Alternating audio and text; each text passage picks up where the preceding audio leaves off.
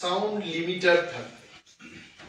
এই মাইকিং বা sound system যেগুলি ব্যবহার হবে সেগুলো সাউন্ড লিমিটার থাকবে। যত বেশি ভলিউম বাড়াবে তাতেও কিন্তু এই সাউন্ডটা বাড়বে না। এটা আমাদের কাছে একটা চ্যালেঞ্জ। এখানে পুলিশ প্রশাসনের এসপি সাহেব আছেন, ডিএম আছেন এবং পলিউশন কন্ট্রোল বোর্ডের আধিকারিকদের সহযোগিতায় আমরা চেষ্টা করব যে এই সাউন্ড লিমিটার যেন ক্লাবগুলো ব্যবহার করে। বিশেষ করে নাগরিকদের থেকে যে সমস্ত প্রশ্ন উঠছে যে বিসর্জনের সময় সাউন্ডটা খুব বেশি মাত্রায় হয়ে থাকে, এটাকে নিয়ন্ত্রণ করার লক্ষ্যে কিন্তু এই সাউন্ড লিমিটারটা আমরা ব্যবহার করতে বললাম। 2 নম্বর যে ব্যাপারটা হচ্ছে, বিসর্জন করার পরেও দেখা যায় অনেকগুলো ম্যাটেরিয়ালস, যে ম্যাটেরিয়ালস ইউজ করলে পর জলে পলিউশন বাড়বে। Plaster of Paris, I think Bishal was telling about that.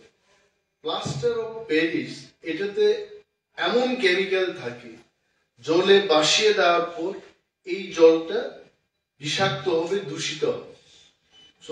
সমস্ত ক্লাবের যারা লিডার্সরা আছেন, যারা পুজো প্যান্ডেল নিয়ে কাজ করছেন, পুজোর মণ্ডপ যারা করছেন, তাদের কাছে আমরা অনুরোধ জানাবো যে সমস্ত নিষেধাজ্ঞার মধ্যে যে সমস্ত মেটেরিয়াল ইউজ করতে নেই সেগুলো যেন ওনারা ইউজ না করেন। আপনারা জানবেন যে 30/10/2018 সালে বিজ্ঞান প্রযুক্তি ও পরিবেশ দপ্তরের একটা গাইডলাইন ত্রিপুরা রাজ্যে এটা সমস্ত মানুষের জন্য নোটিফিকেশন দেওয়া হয়। সেটাতে বলেছে যে রাত্রি 8টা থেকে 10টা পর্যন্ত বাজি ফুটানো যাবে, কিন্তু আমরা দেখছি যে 6টা থেকে শুরু হয়, 10টার পরেও এটা হয়। তো সবটাই কিন্তু পলিউশন কন্ট্রোল বোর্ড এটা পারবে না। মানুষকে সচেতন হতে হবে। And all of us sitting here, আমরা কিন্তু সমস্ত নাগরিকদের কাছে এই অনুরোধটা রাখবো যে যা যা পলিউশন কন্ট্রোল বোর্ড আমরা ডিসপ্লের মাধ্যমে দেখাচ্ছি, এইগুলো যেন মেনে আমরা চলি, তবেই পলিউশন মুক্ত একটা পরিবেশ আমরা পাবো। তো এটা আমাদের অনুরোধ থাকবে। আরেকটা থাকবে যেমন এই যে প্লাস্টিক ম্যাটেরিয়ালস 100 মাইক্রনের বেশি আমরা ব্যবহার করব ফ্লেক্স। তো সেই ক্ষেত্রে দেখা যায় এই গাইডলাইনটা অনেক মানা হচ্ছে না। তো আমার অফিসে বসে আজকে আমরা আলোচনা করেছি, DM and SP both of them they are very serious, এবং অনেক ক্ষেত্রে আমরা রেড করব, এবারও করব। যারা এই সমস্ত গাইডলাইন মানছেন না তাদের কাছে অনুরোধ থাকবে যে এই রেডের মধ্যে আপনারা আসবেন, কারণ আমরা রেড করব, কিন্তু এটা আমাদের স্বার্থে নয়। It is not for me, for mister Murthy or for mister doctor Vishal, it is for the people. তো পলিউশন কন্ট্রোল বোর্ডের দিকে অনেক সময় আমরা আঙ্গুল তুলতে দেখি যে দূষণ পর্ষদ নিয়ন্ত্রণ কিছু করছে না। We are trying our best.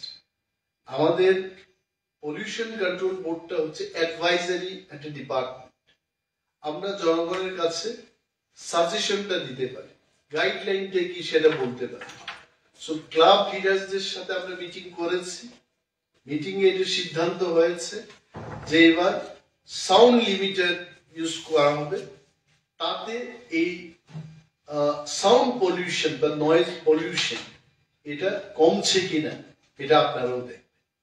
So জনগণের সহযোগিতা ছাড়া, ক্লাবের সহযোগিতা ছাড়া এগুলো হবে না। আগেকার মতো এবারও আমি জিজ্ঞেস করেছি যে ইকো ফ্রেন্ডলি কোন কোন ক্লাবগুলো এই গাইডলাইন মেনে পুরস্কৃত হয়েছেন তাদের সম্পর্কে আমাদের বলতে হবে।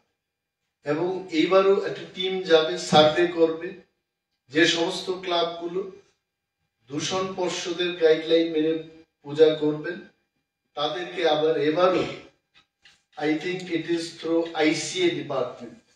ICA ডিপার্টমেন্টের মাধ্যমে তাদের পুরস্কৃত করা হবে।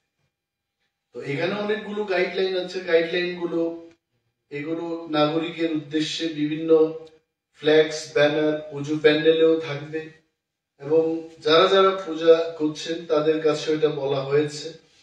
বিশেষভাবে আমাদের এই সমস্ত গাইডলাইন মানতে হবে।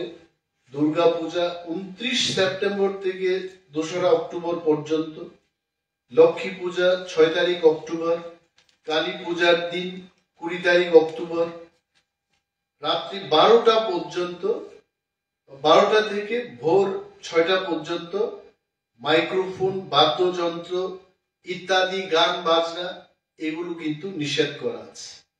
তো এগুলো সবার নজরে আনার জন্য আজকে আমরা সাংবাদিক সম্মেলন করে রাজ্যের মানুষকে এই মেসেজগুলো আমরা দিচ্ছি। ধন্যবাদ।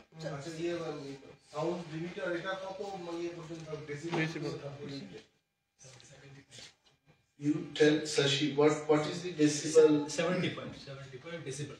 So 75 decibel অবধি এটা চলবে, তারপরে কিন্তু বাড়ালেও এটা আর হবে